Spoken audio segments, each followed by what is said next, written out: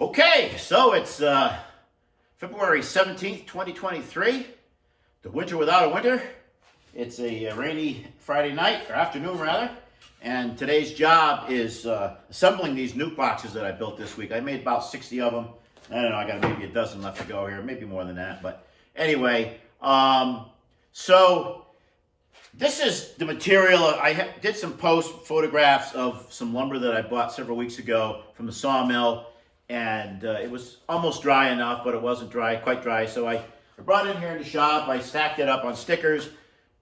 I ran the fans, the hot, dry air in the shop because I keep it roasting in here because I'm a baby. I don't like being cold. Anyway, brought it down to about 9% average, which is perfectly good for making beehives. And I glued up, it was 1x8, so I glued it up into 24-inch blanks. Then I planed them down, ripped them to width, gave me more than enough material, and then I had a strip lead for my covers later on. So, this is no big deal pine. It's sawmill pine. It's got some blue stain in it, knots here and there. I kind of hand-picked, cherry-picked the material for these ends because you got a lot of joinery in them. I don't have the equipment to make the traditional finger joints that most of the boxes have. And, I mean, I could do it with the stuff I've got, but it'll be tedious as all get out. And I'm not interested in that. And I'm not interested in spending tens of thousands of dollars to set up a piece of equipment specifically to do finger joints. I don't need enough of them to do that. And, at this stage in my game, I don't want to put that equipment on the floor here in the shop. So these are perfectly good. I've made hundreds and hundreds of honey supers, hive bodies, nuke boxes, just using a standard dado joint, gluing it, nailing it together. Okay, so this is 3/8 of an inch deep, 3/4 of an inch wide, both sides. The side pieces will come into these ends and fit right in there. I'll glue them, and that same dado becomes the frame rest up at the top here. All right, so then after that was done, I flipped over these end pieces, and I just made another dado in here to become my handhold. I don't have to make a plunge cut on a router or on a dado blade to put a handhold in here. Just cut a slot right along here. That's perfectly good. I think this is I think it's 2 1/4 or 2 1/2. I can't remember what I made this, but I make them all the same. I check. And so how am I putting them together? I'm using Titebond 3. That's about the best of the commonly available exterior glues. But I have to say that, over the years before this Titebond 3 was available, I used Titebond 2. I use it on these rabbet joints because it's necessary. On the finger jointed boxes that I buy, I don't waste my time and effort putting this glue in because you don't need it.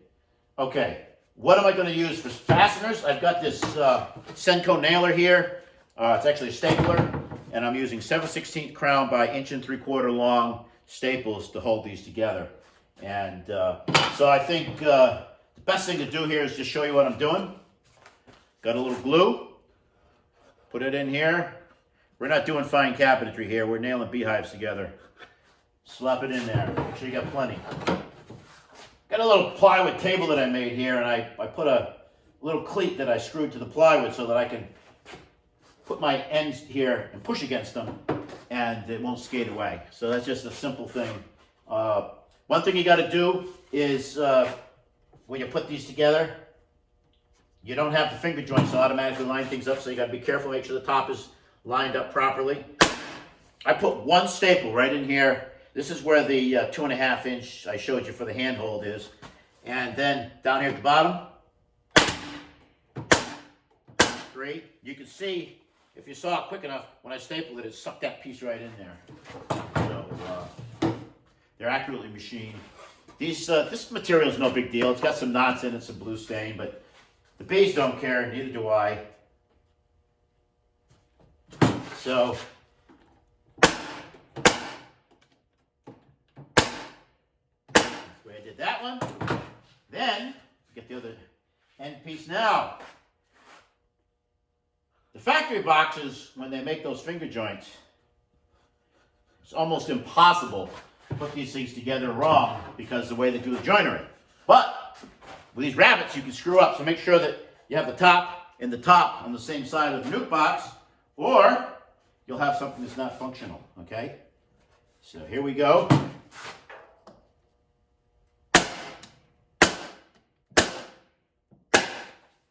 then I come along here, 2 in the handhold section, 3 down here.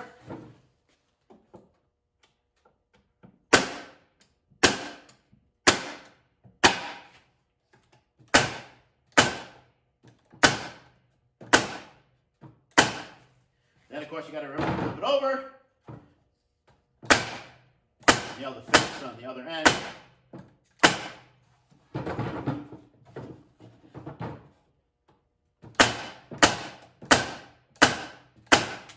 And there we go.